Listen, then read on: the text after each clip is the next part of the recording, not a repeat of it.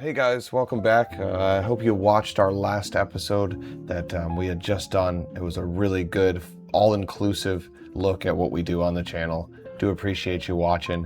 If you find this interesting or educational, please like, subscribe, and of course comment anything that comes to mind. What did you just say before we started, Aldo, about the jazz? We were like, yeah, we'll just kind of wing this a little bit and freestyle it. We were making preparations that seemed too preparatory. Yeah, So in right. jazz, they say close enough for jazz when they're tuning up. Yeah, I liked that. I like that. I say that with a smile on my face. Yeah, no, that's what it's about, improvisational art. I'll have you take it from the top. In this one today, what are we doing? We're gonna expressional learning methods, but the difference of like semantic reaction and semantic awareness. Yeah, Okay, I would like to make that difference clear. amongst others. So some clarification here today. Due to one of our main premises, that of expressions and experiences happening simultaneously in the human organism, the term semantic reaction cannot be used because it implies sequence. Even the word response seems inappropriate. One cannot split a semantic reaction from a semantic awareness. They're the same thing. I'm trying to make the distinction that I'm not happy with the sequence because it happens simultaneously. That's a major premise. Explicitly stated in general semantics literature, reactions cannot be split into separate intellectual and emotional compartments. Instead, it is a unified psychological occurrence. Okay? I might have said psycho-philosophical. I could have said psycho-phenomenal, but you get the point. These are three sentences that I've actually taken from written material that is part of this general semantic education. Okay. There are three. There's the mechanism, the occurrence, and the map versus the territory idea, and how they interact, each one, with becoming more conscious of abstracting. The mechanism. An individual receives a stimulus, oral or visual, and it gets filtered through the unique central nervous system that immediately attaches to a subjective value or configuration of meaning. So we're already making meaning. So we're already abstracting. The occurrence, the resulting emotional and psychological states are triggered by internal calculations, bodily abstracting activity, rather than the actual raw data of the outer world. So we're always creating the meaning, right? It's never discovered. That's it. I mentioned the word occurrence, Right. and I emphasize it because occurrences are not really what's happening in the human organism. Occurrences are things that various devices do. They calculate your grocery price. Right, They calculate okay. everything. Yeah. And everything's calculated. And AI is going to be calculating everything for us. All the time, right? There's a difference. The human nervous system does not calculate. It abstracts. Okay, and the last one is the map versus the territory factor. Because humans confuse our inner verbal maps with the actual physical territory. Say you have a treasure, a map where a treasure is. Okay. You're not standing on it. The map is different than what you're looking at.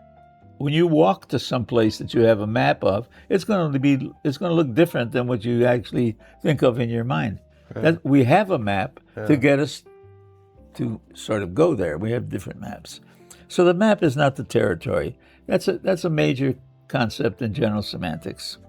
Because humans confuse our inner verbal maps with the actual physical territory, we frequently experience unsane, inappropriate, or inaccurate semantic awarenesses. We have the awareness, but it's not accurate. How do we make it accurate? We learn to abstract. In a sense, semantic awareness mirrors self-awareness. Self-awareness asks this question: awareness of what? And here's the answer: feelings, bodily states, needs, desires, emotional ideas, evaluations, behaviors. So semantic awareness teaches one how to be self-aware, how to recognize evaluations, how to apply realistic expectations to the realm of inner experience. For example, and I quote, states of mind. And I put quotes on it because that is the mechanism that alerts you to where and when to abstract. In so doing, it becomes a simultaneously cognitive experiential meaning, intellectually and organismically. It's first-hand personal knowledge. So if semantic awareness itself is an abstraction, right? Or is abstraction, how do we know it's not just another map? Or is it another map? Well, we've made the wrong map, so to speak. Okay, yeah. So in our first thinking about and learning things, we don't know everything. We just know a little bit about it. So if maps can never be territory, maps can never be the territory, right. And even the best maps will never cover all of the territory. There's always more. So how do we know if we're improving and not just replacing one abstraction with another? Well, you are going to put a more sane, more realistic map to what is really happening. Okay, right. Okay. So it is. So if you confuse the meaning of your own feelings, that's not a good sign. You can be angry about something that necessarily may not require that amount of anger. I mean, therapy goes through all that. This is education. So I think this next paper is going to state a little bit more about it. And when you read it, you'll see why. Okay, very good. Thanks. So a little bit more. Expressional learning methods. I have here, the title of this is States of Mind with quotes on it. We always put mind in quotes, huh? Right. There are, of course, neurobiological occurrences at play to achieve these states of mind. The brain must actively monitor its own processing through a mechanism called metacognition. Metacognition, we know the word meta is being used as a prefix to many words these days. Yeah. So what is metacognition? It's thinking about thinking. We can also have feelings about feelings. Neurobiologically, these mechanisms rely on a specific internal handshake between two networks of your brain, which is a part of your organism. One, the default mode network. This network generates your internal narratives, everything you're talking to yourself about, your beliefs, your personal worldview. What is your view of existence? I mean, that's a simple question that people think is philosophical, but they're doing all the time. What is the meaning of life? Who has not asked that question? How do you get up out of bed without that? Exactly. And then there's the frontal parietal control network. The frontal means the front part of your brain, and the parietal is the sides. So that's just telling you where it's happening. This acts as the observer. It steps in to evaluate the accuracy of those narratives, your narratives, recognizing that your mental models have left out critical details of the real world. Your map is not the territory, and it's never complete. To apply this concept practically, one may use actual quotation marks while writing or mental quotation marks while reading to examine questionable words, questionable ideas, or statements. Quote marks, like I'm making them, act as a specific tool used to retrain the brain to be constantly conscious of its own abstracting. Quotes act as deliberate reminders that your mind is filtering, omitting, and simplifying reality in real time. This semantic concept acts as a psychological reality check. So pick a word, any word. Does it need to, do you know exactly what meaning you've made of it? You frequently heard on TV everywhere, it's a semantic thing. It's just semantic. Nothing is just semantic.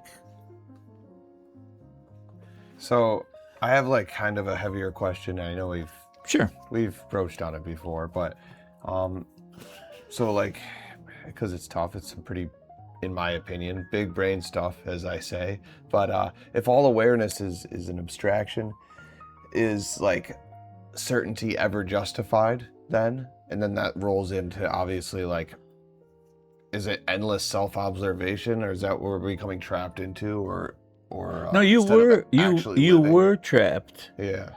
by not knowing how you were using a capacity of evaluation that could be closer to reality. Yeah. We all want to get closer to reality. We can't be living by phantoms. Semantic awareness and just like taking it with a grain of salt, always keeping that. Yeah, keeping that. Semantic fresh. awareness tells you become aware of something that you're doing that you've only been doing partially, so that your evaluative capacity has been shrunk.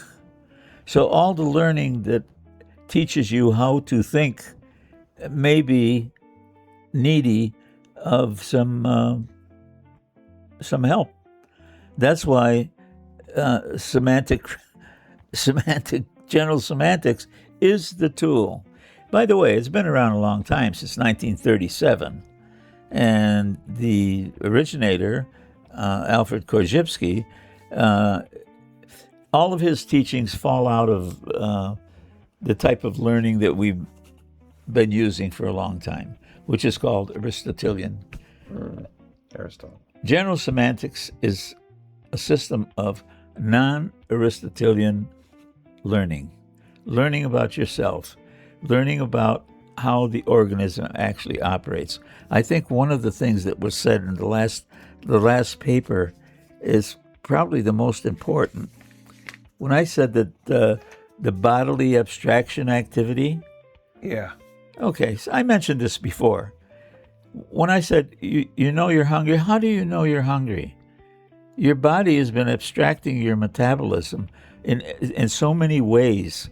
It's it's making sure that this organ does this organ does that, the other organ is doing this. If you're not getting enough breath, whenever you take a physical, they put something on your finger. They tell you, hey, this is a calculation that's done by a machine. Your body's already calculated that. But I don't want to call it calculation. I want to call it abstracting, because the dynamic is physical. The dynamic is a living dynamic. It's not just a little word that's been programmed into some computing device. This is what you feel. This is what you learn to feel, and trust yourself. Okay, so what's the end point of this? We know in this past year or two, the idea of depression in young people is rampant. Is that not so? I would agree. Well, you read it, it's all over the place. You watch TV, and there's so many antidepressives. You wonder, why is everybody so depressed? Now, we talked about antithetical pairs of feelings, the dynamics. Why is it that nobody has answered the question, why do so many people who are depressed have anxiety? We all know that there's a feeling anxiety. So here's a term that I'll throw at you. When people are depressed, they go to somebody to find out what's the depression. And why does it feel so fearful? Well, it's really not fear. It's floating fear. So what is floating fear? The response to this fear that you're blocking is called depression. These two things go hand in hand. I know from personal experience. Why am I so anxious if I'm depressed? Because depression is very alive. You become so focused on everything around you, like you're paranoid, basically. Yeah. Okay, so why is that?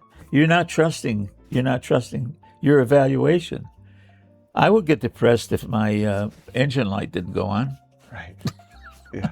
I mean, I'm just joking, because in this humor there is something. Your body knows exactly what to do. It's abstracting all the time. Time to go to bed. So we're trusting You must the be process. tired. We're trusting the process a little bit. Yeah, but I don't know. we're trusting the process. So, the body knows, trust your body. If you can't trust it, you need to reevaluate something, right? Let's say you are depressed and there are such a thing as depression.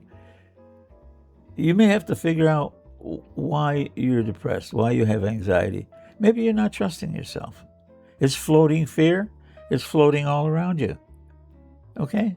So let's stop it, find out what it is. You're going to find it in language. You're going to find it by your evaluations that are not accurate to your living organism. Thank you, Aldo. Always. I know that some of this sounds Is there a unreal, danger? but it's more real than you.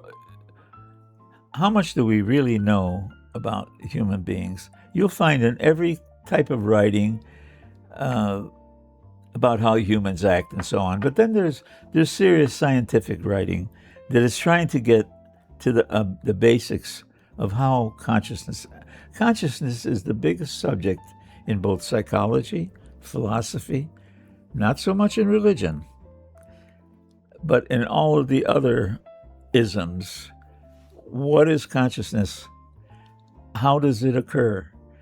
Some philosophers saying everything is consciousness and the living body is just some kind of accident. Eastern religion doesn't favor the body very much, unless you're going to be reincarnated or something like that. So what do we need to know about how our bodies actually operate, how our organisms are living organisms need to be learned about. Why? Because you only have one and it's not going to last forever. I don't have much to add to that. Very much to add to that. I will say, because I'm still kind of spiraling on the subject of is there a danger in becoming so aware of abstraction that spontaneity disappears? And also say, being like overly self-aware, because we talk about depression, talk about anxiety. You do get that, or I oftentimes do throughout the day, even just driving to work. Like, there's just whole lot of other stories going on right next to me at the same time. Everybody in their cars, piloting a vehicle. It's all, so that can get very heavy over time. It could feed into that darker, those mental illnesses, even if you're suffering or going through that. So okay, how about this? We're all escaping in sports. We're all escaping in all kinds of things. What about the consciousness of ourselves? I think the antidote to being able to handle all that stuff out there is to know what your internal environment is. Agree. What your internal message is. Yeah. What are you saying to yourself? If you're telling stories that, are if you're manufacturing information about yourself that's not true, it's called self-deception. Hey, I'm not capable of handling this traffic. People stop driving over this. Intrusive thoughts. Stop here.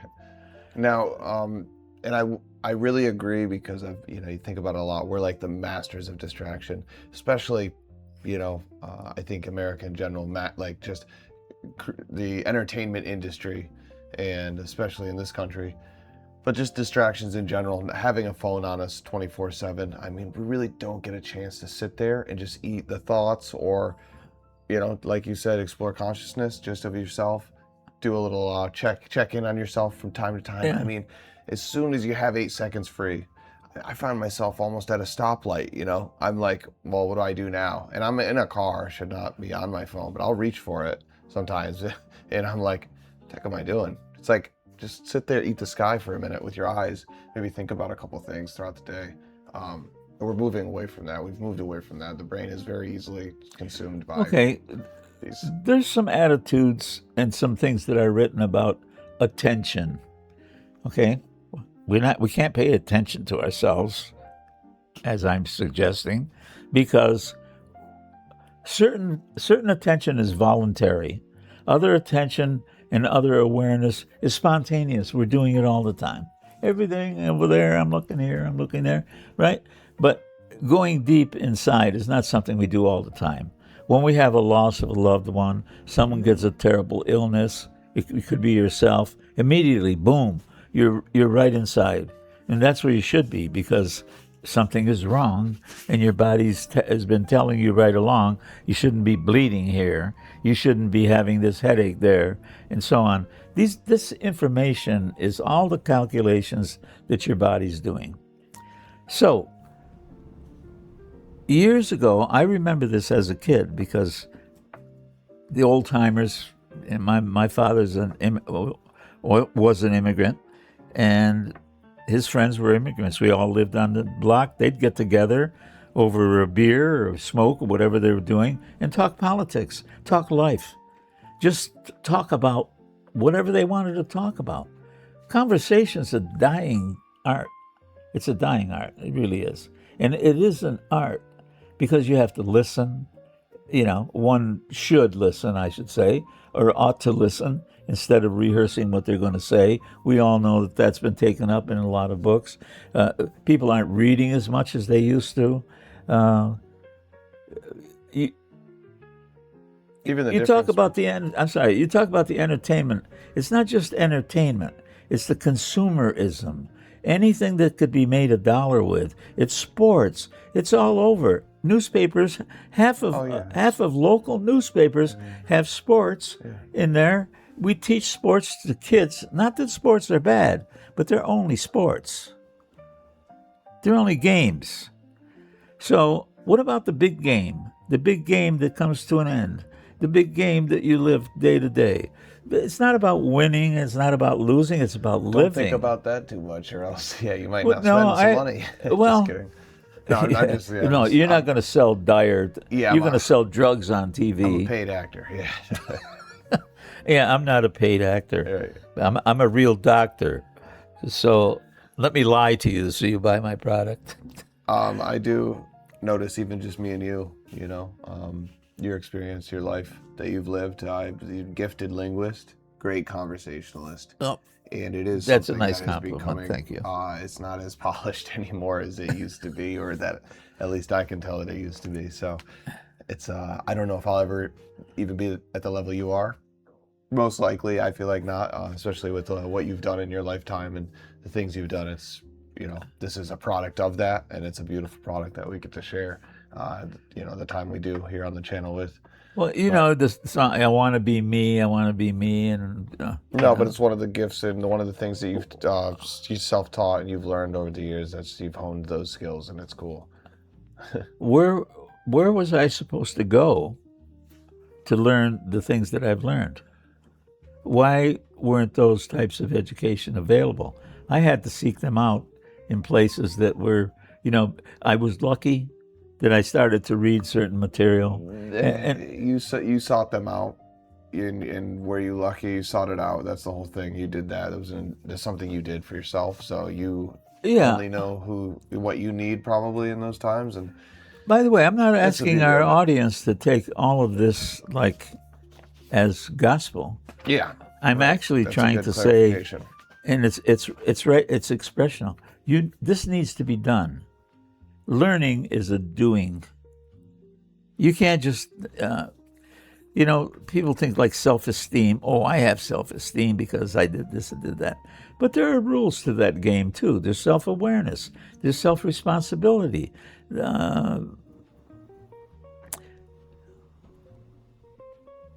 There's self-motivation. There's so many things. And even the self-help books, they kind of skirt the surface. Why? Because if you start looking, you're going to have those days when you're feeling down and you don't know enough to appreciate them. Why do I feel so shitty? Maybe I'll do this. Maybe I'll do that. Why not just sit with it and feel it? Let it teach you something. The argument over rationality and emotionality is still going. What I'm saying is that to feel deeply is to think clearly. Okay? There's objections to that already. I feel myself objecting to it. But I know that it's true. You sit with your anger, you sit with your fear. It'll dissipate. The organism's not going to keep telling you. If the red light keeps going on all the time, you're definitely in trouble. Yeah. Okay? So I'm trying to make a case to become more of oneself. To personal development is a general way of saying one must originate. Origination, one must individuate, which is a type of originating yourself. I liked it. Okay, yeah. so we're always individuating. So what our governments and what our educational systems are teaching, and people make a big deal about it, some don't pay attention, but it's all about the collective. It's all about belonging. It's all about, and to answer your question before, what are the dangers? I don't consider it a danger, but when someone learns the things that I'm talking about, they don't become self-centered. They become self-aware. And when you're self-aware, it's hard. It becomes more and more difficult to. There's a social sense that we seem to like. We have to do it.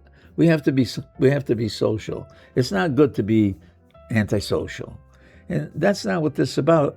And after a while, some of the things that you never thought of become so mundane that you can't engage in them.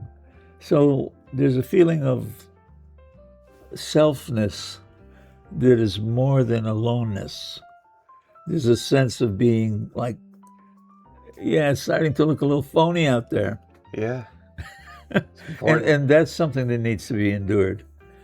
That's something that needs to be endured. And there are philosophers who talk about real recognizes real. Yeah, self-recognition.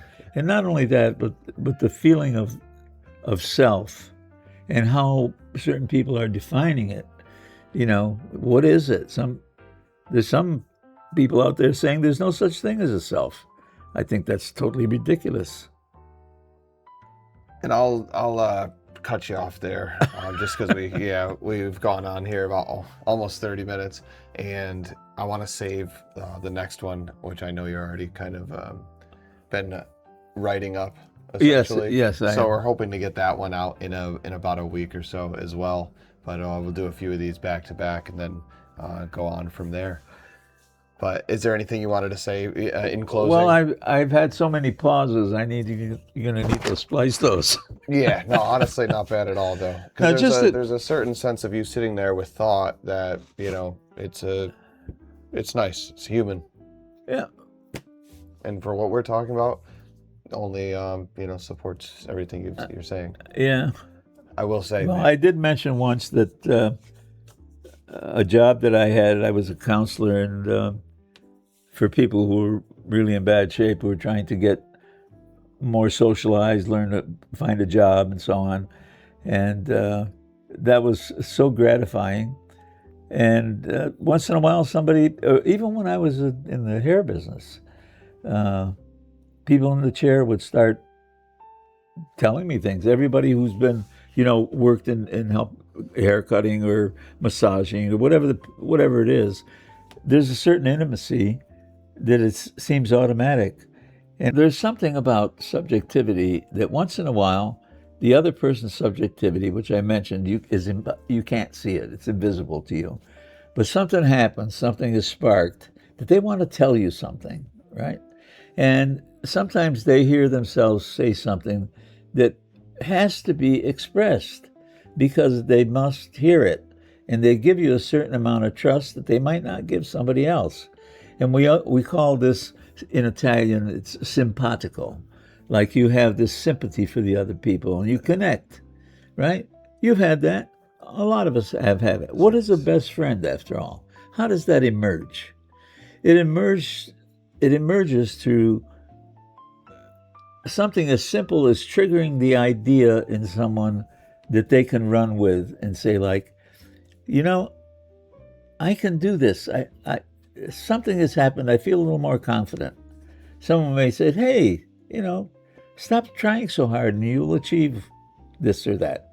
Or listen to yourself. You may say something let it sit with you. You may say something that's importantly true about yourself. So there's something about this selfness that when it comes across another self who has this sympathetic, simpatico Sympathetic. word going on, and this is a phenomenon that goes on all over the world. What is that? These are questions that needed answers for me. So when you learn more about yourself, you learn more how to do it. You'll make conversations. Some will be short, some you'll shorten, and some you'll continue to be friends with. I don't know, we're just wrapping here. Thank you. I will go ahead and have any literature, the literature we read, up onto the website, as is everything typically. Yeah, I think the most important piece of what we said today is the three, there are like 4 mechanisms. Yeah. There's one called the mechanism, the occurrence, the map versus territory factor. Well, there's 3 of them there. In this one, essentially, though, we're doing some clarification, really. So, Yeah. Further extrapolating on definitions of semantic reaction, semantic awareness, and the mechanisms that you stated, and the states of mind, by the way. But always a pleasure, Aldo. And Roseanne's cooking is, I gotta get out of here. I'm about to start floating up there like the cartoon.